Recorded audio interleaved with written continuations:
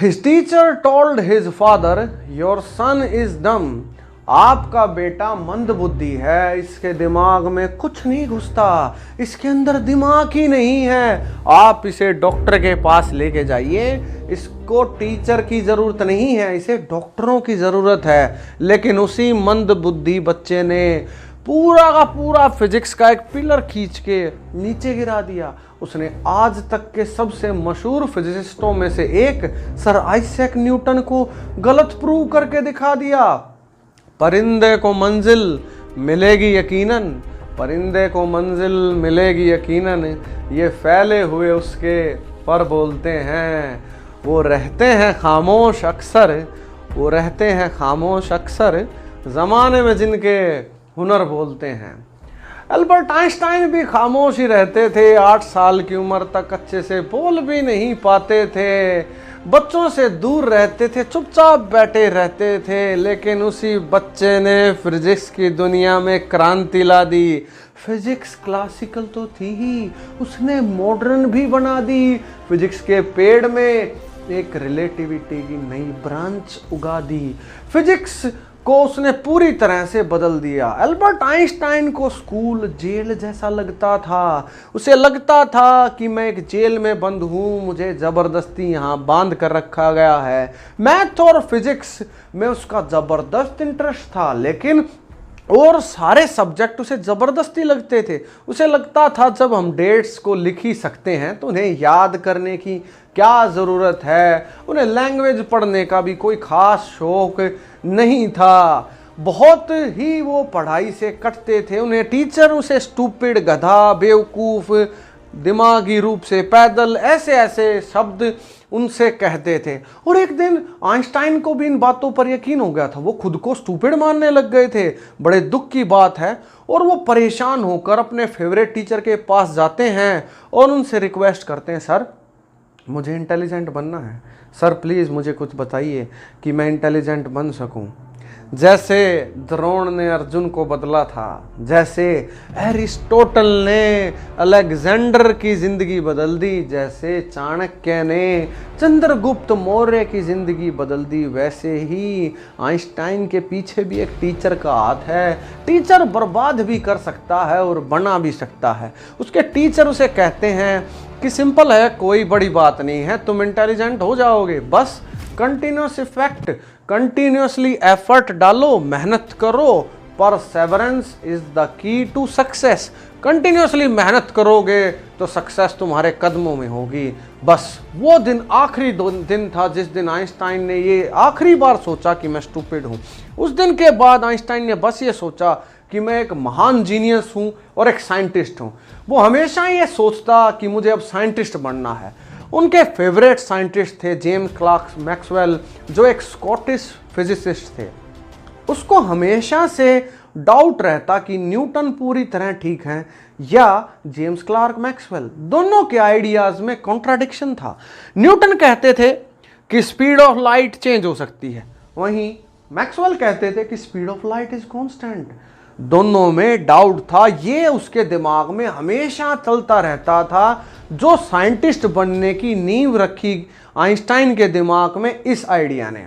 Albert Einstein के father चाहते थे कि वो एक इंजीनियर बने, क्योंकि बहुत बुरे दौर से आइंस्टाइन की फैमिली गुजर रही थी, उनके पास पैसे नहीं थे। उसके फादर खुद भी एक बहुत बड़े इंजीनियर थे, उनका डीसी मोटर्स का कारोबार था। लेकिन उस दौर के सबसे महान फिजिसिस्ट सर निकोला टेस्ला ने पूरी दुनिया में तबाही मचा रखी थी। एसी नया करंट था, डीसी पुराना हो चुका था। निकोला टेस्ला, जिन्हें हम अपना गुरु भी मानते हैं, कमाल के फिजिसिस्ट हुए हैं। उन्होंने पूरी की पूरी फिजिक्स को ही पलट दिया। अब आइंस्टाइन के सामने एक रास्ता था कि या तो वो इंजीनियर बने या अपनी पढ़ाई करे। तो वो अपने पिताजी से कहते हैं मुझे पढ़ाई करनी है अभी। तो किसी तरीके से कर्ज उठाकर आइंस्टाइन के फादर उसे जर्मनी छोड़कर खुद मिलान चले जाते हैं। लेकिन आइंस्टाइन को जर्मनी कुछ खास रास नहीं आता, वो पढ़ाई उसे पसंद नहीं आ रही थी। उसे ज्यूरिख पॉलिटेक्निक में एडमिशन लेना था स्विट्जरलैंड के अंदर। तो वो वहाँ से आता है पीछे पीछे और उसके पिताजी के साथ उसकी खूब बहस होती है। पॉलिटेक्निक में जाने के लिए एडमिशन देता है। वहाँ जाते ही पहले टेस्ट में फेल हो जाता है। उसके टीचर फ्रेडरिक वेबर उसे समझाते हैं कि तुझे पढ़ाई करनी चाहिए, एक बार और 1 साल और इंतजार कर, पढ़ाई कर। कौन फेल नहीं होता, आइंस्टाइन भी फेल हुए हैं, आप फेल हो जाएं तो कोई बड़ी बात नहीं। दोबारा तैयारी करता है, मेहनत करता है, दूसरी बार में पॉलिटेक्निक में एडमिशन हो जाता है। कॉलेज का वो पहला दिन, आइंस्टाइन बैठा होता है, फ्रेडरिक वेबर पूरी क्लास से 2 क्वेश्चन पूछते हैं फिजिक्स के ज़बरदस्त, और आइंस्टाइन के चेहरे पर बस मुस्कुराहट होती है, जवाब नहीं होते। पीछे से एक खूबसूरत लड़की का जवाब आते हैं और आइंस्टाइन पलट कर देखता है। पहली बार आइंस्टाइन का घमंड टूटा होता है, उसे भ्रम होता है कि फिजिक्स और मैथ में उसका कोई मुकाबला नहीं। जो खूबसूरत लड़की पीछे से आवाज़ लगाती है उसका नाम था मिलेवा मेरिट, जो एक रशियन लड़की थी, बड़ी खूबसूरत लड़की थी। आइंस्टाइन को देखते ही उससे प्यार हो जाता है। फ्रेडरिक वेबर उसे कान में आके कहते हैं कि इस लड़की के एंट्रेंस में भी तुमसे ज़्यादा नंबर हैं। तो इस चीज़ को देखकर आइंस्टाइन जो है पागल हो जाता है, उसे लगता है कि मुझे पहली बार कोई टक्कर का मिला है। आइंस्टाइन उसे इम्प्रेस करने के चक्कर में बहुत बड़ी आफत गले में डाल लेते हैं। वो अपने टीचर के साथ बहस में पड़ जाते हैं और कहते हैं फ्रेडरिक वेबर को कि तुम बकवास फिजिक्स पढ़ा रहे हो, तुम 50 साल पुरानी फिजिक्स को पढ़ा रहे हो, मैक्सवेल की नई थ्योरी आ चुकी है, उन्हें पढ़ाओ, तुम क्लास का टाइम वेस्ट कर रहे हो। इससे फ्रेडरिक वेबर बहुत डिस्टर्ब हो जाते हैं, उन्हें बहुत बुरा लगता है कि मेरी सरेआम क्लास में आइंस्टाइन ने बेइज्जती कर दी। और एल्बर्ट आइंस्टाइन का सबसे बुरा दौर इंतजार कर रहा होता है। कॉलेज पास होता है और फ्रेडरिक वेबर आज तक के सबसे लोवेस्ट ग्रेड देते हैं एल्बर्ट आइंस्टाइन को। उधर मिलेवा प्रेग्नेंट होती है और मिलेवा के घर वाले चाहते हैं आइंस्टाइन फटाफट मिलेवा से शादी कर ले। वो शादी करने की सोचता है लेकिन उसके जेब में फूटी कौड़ी नहीं होती है। एल्बर्ट आइंस्टाइन जॉब के लिए भटकता है, एक जगह से दूसरी जगह, उसे कहीं जॉब नहीं मिलती। फाइनली वो परेशान हो जाता है बुरी तरह से, अपने पिताजी के पास जाता है। पिताजी के पास जाता है तो उसे पता लगता है कि उसके फादर की तबीयत बहुत ख़राब है और उसी दौरान उसके फादर की भी डेथ हो जाती है। मिलेवा की चिट्ठियाँ आती हैं, तुम्हें जॉब मिली? तो झूठ बोलता है, हाँ मुझे जॉब मिल गई, मैं तुम्हें फटाफट मिलने आ रहा हूँ। उधर मिलेवा को एक खूबसूरत बेटी पैदा होती है, लेकिन 1 हफ्ते के अंदर ही उसकी बेटी की डेथ हो जाती है। हर चुनौतियों से 2 हाथ मैंने किए, हर चुनौतियों से 2 हाथ मैंने किए, आंधियों में जलाए हैं बुझते जिए। तो आइंस्टाइन आखिरकार हार मान लेता है और मुसीबतों के सामने घुटने टेक देता है और आखिरकार अपना साइंटिस्ट बनने का सपना छोड़कर एक पेटेंट ऑफिस में क्लर्क की जॉब कर लेता है। मिलेवा से शादी हो जाती है, खूबसूरत 2 बच्चे पैदा हो जाते हैं। आइंस्टाइन की खूब मदद करती है मिलेवा, वो ज़बरदस्त फिजिसिस्ट एंड मैथमेटिशियंस थी, दिन रात उसकी हेल्प करती है कैलकुलेशंस के अंदर, खूब मदद करती है उसको अपना सपना अचीव करवाने के लिए। 1905 का वो साल, 26 साल का एल्बर्ट आइंस्टाइन तहलका मचा देता है। Brownian motion, photo electric effect, mass energy equivalence, relativity, एक के बाद एक धमाकेदार 4 जबरदस्त थ्योरीज वो सामने रखता है। एक अखबार ही हूँ, औकात ही क्या है मेरी, एक अखबार ही हूँ, औकात ही क्या है मेरी, लेकिन पूरे के पूरे शहर में आग लगाने के लिए काफ़ी हूँ। जी हाँ, वो पूरे के पूरे शहर में नहीं, पूरी फिजिक्स कम्युनिटी में आग लगा देता है। जो भी उस थ्योरी को देखता है भौचक्का रह जाता है। मैक्स प्लैंक जो उस दौर के महान फिजिसिस्टों में से एक थे, वो उसकी थ्योरी को पढ़कर हैरान हो जाते हैं, कमाल की थ्योरी है।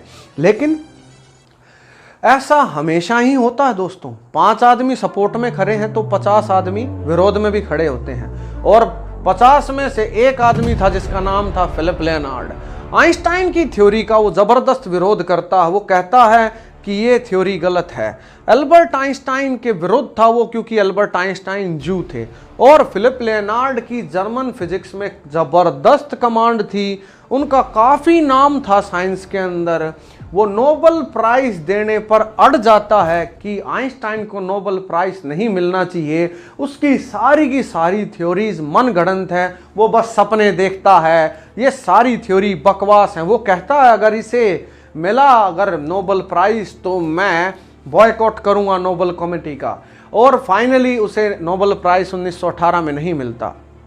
आखिरकार मैक्स प्लैंक और बहुत सारे फिजिसिस्ट इकट्ठे होकर खूब सारे एफर्ट डालकर 1921 में एल्बर्ट आइंस्टाइन को नोबेल प्राइज दिलवा ही देते हैं और आखिरकार वो नोबेल प्राइज को हासिल कर लेता। फोटो इलेक्ट्रिक इफेक्ट के लिए एल्बर्ट आइंस्टाइन को नोबेल प्राइज दिया जाता है दोस्तों। कमाल का वैज्ञानिक था और कमाल का इंसान भी था। आइंस्टाइन मानते थे कि मैं इस ग्रह का जीव हूं, मैं किसी देश का आदमी नहीं हो सकता। 1896 में 1896 में जर्मन सिटीजनशिप छोड़ दी थी। क्यों? क्योंकि वो मानते थे कि मैं पूरे के पूरे ग्लोब का सिटीजन हूं, पूरी अर्थ मेरी है, मैं किसी देश का सिटीजन भला क्यों बनूं। वो मानते थे कि मेरी जिम्मेदारी पूरी अर्थ को संभालने की है। पहला वर्ल्ड वॉर 1914 से 18 इकलौते फिजिसिस्ट थे, जर्मन फिजिसिस्ट, जिन्होंने वॉर मैनिफेस्टो पर साइन करने से मना कर दिया था कि मैं वॉर में साइंस की कोई मदद नहीं करूंगा। फ्रांस भी मेरा घर है, इंग्लैंड भी मेरा घर है, रूस भी मेरा घर है, अमेरिका भी मेरा घर है, इंडिया भी मेरा घर है।